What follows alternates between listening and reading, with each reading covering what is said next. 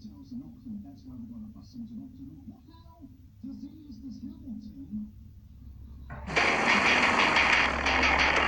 Minnesota chapter of the Hells Angels are holding a secret planning meeting for their infamous USA run. Police plan to surveil the clubhouse and identify important Hells Angels leaders in town for the meeting. The Minneapolis police are worried about the Hells Angels rival club, the Outlaws, based in neighboring Wisconsin. I think what you'll see today is your East Coast officers showing up. You're going to see a lot of pre-planning for the USA run. That's going to be the primary topic of discussion, and I think they're definitely going to be talking about the fact that the Outlaws are going to be right next door when this event occurs, and how are they going to handle that? Omot and Cook start by canvassing the area to determine how many bikers are in town. Yeah, go ahead. They get a tip that a group of Hells Angels have been spotted outside a local funeral home. How many HAs came up here, any idea? 30 and 35. The two are surprised at the number of bikers in town. Outlaw motorcycle clubs in the U.S. are on the rise. One group targeted for recruitment is the U.S. military. Anytime you have any kind of military action, like we're having right now in Iraq and Afghanistan, you do get a percentage of guys that come back that definitely identify with this lifestyle. There are members of these gangs that are currently deployed overseas that gives them an excellent opportunity to fill people out, to be around them in combat situations potentially, and to see if they have what it takes.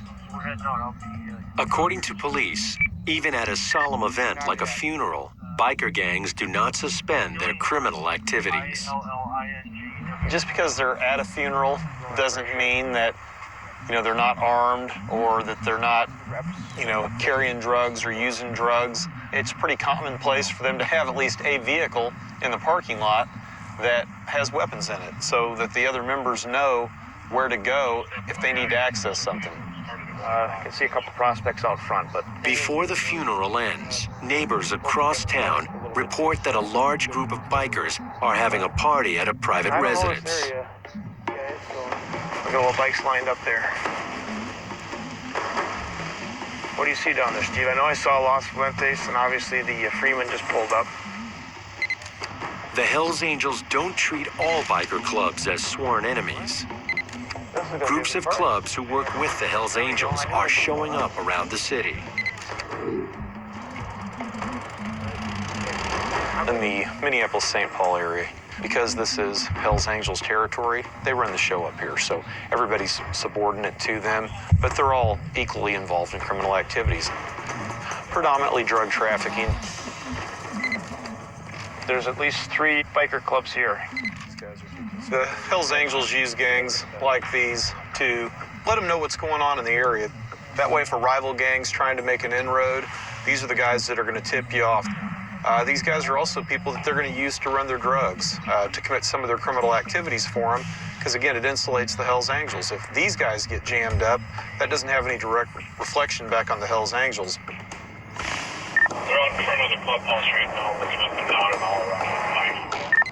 They're talking at the clubhouse. It's getting a lot of activity buzzing there now again. Yeah, we're rolling now from... Omot and Cook head to the clubhouse.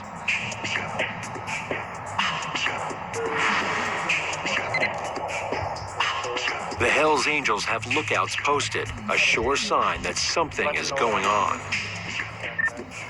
Yeah, Chris and Jeff were in the area.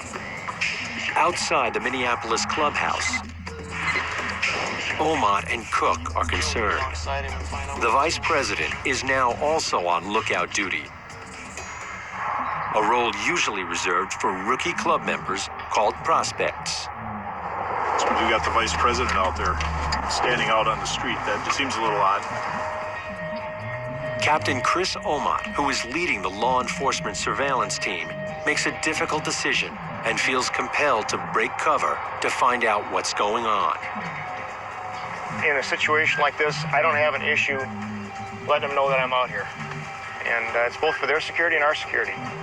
And I told him if there's any issues to give me a call, and he said he wouldn't do that, and that the reason they wouldn't do that is because it's like being a snitch. They're not going to snitch, so. The vice president is tight-lipped and tells Omot he has everything under control. Omot isn't buying it. The East Coast officers' meeting is still hours away. Omot and Cook leave the Hells Angels clubhouse to continue keeping watch across the city. They soon get word that back at the clubhouse, a prospect drives off in a gray car. Omot suspects he's en route to pick up one of the leaders who's arrived from out of town. There's the Megan right there. And there's our trail car right there. Gotta love technology. Gotta love it, yeah. Oh, here's the car right here coming right at us. So I'm gonna just keep on driving like nothing's happening.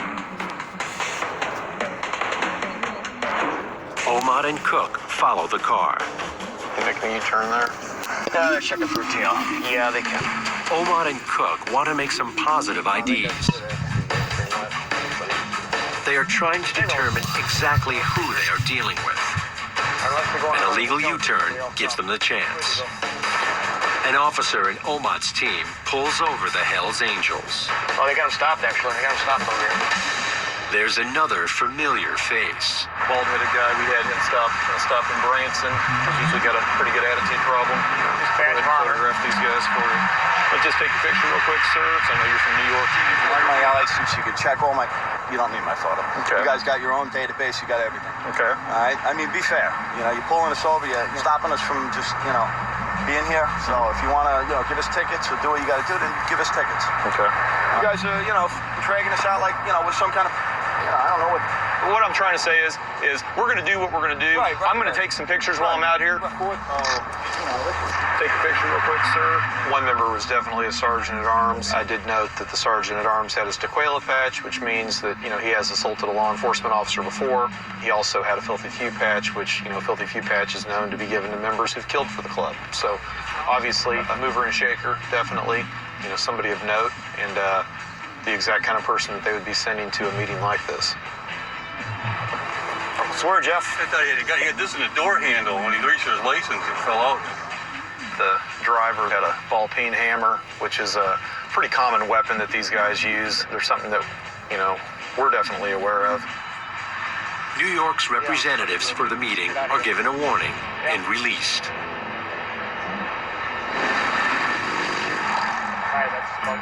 Back at the clubhouse, more than 50 delegates come and go. But there's no trouble, and frustratingly for police, no intel on what was discussed inside. In 4 months, Omot and his team will be in Carlton, keeping a close eye on the USA run the Hells Angels planned today.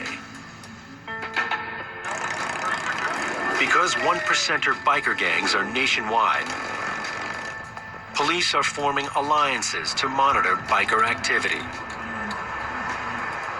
Halfway across the country, in Oregon, one of Omot and Cook's allies in the war against outlaw bikers is Detective Dave Burrows. He is battling a sudden influx of Mongols into Eugene, Oregon. Burrows is an undercover officer and cannot be seen on camera. The outlaws, the Mongols, have allied themselves in a war against the Hells Angels. The Hells Angels throughout the world, we believe, is somewhere right around 32 to 3,500 members. The Mongols have approximately 500 to 600 members. Their logo is a Mongol warrior wearing sunglasses and astride a chopper. The motorcycle club was established in 1969 in Montebello, California. Like the first outlaw motorcycle clubs in the 1940s, most Mongols were former U.S. servicemen. This time, veterans of the Vietnam War. Like the Hells Angels, the Mongols have their own patches and symbols. This is the Mongol skull and crossbones. I've been told by a Mongols member that this means that person took care of business for the club. And what that means is they committed some kind of act of violence on behalf of the club, either against another club or against law enforcement. The 1%er Mongol forever, forever Mongol. It's a 1% diamond. That means they consider themselves to be 1% of the motorcyclists who live outside the law.